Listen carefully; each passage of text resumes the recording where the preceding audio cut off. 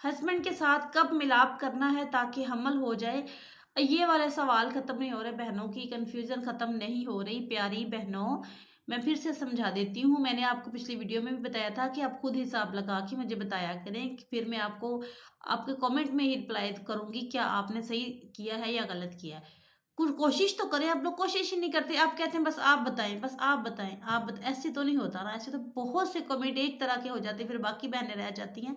तो अब मैं सब बहनों को, इसलिए मैंने किसी का कमेंट ऊपर टैली नहीं किया, सब बहनों को बता रही हूँ कि जिनका साइकिल 28 दिन का है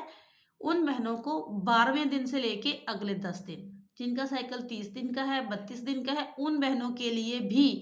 12वें दिन से लेके अगले 10 दिन, जिस दिन डेट आई उससे 12वां दिन, यानी कि डेट आई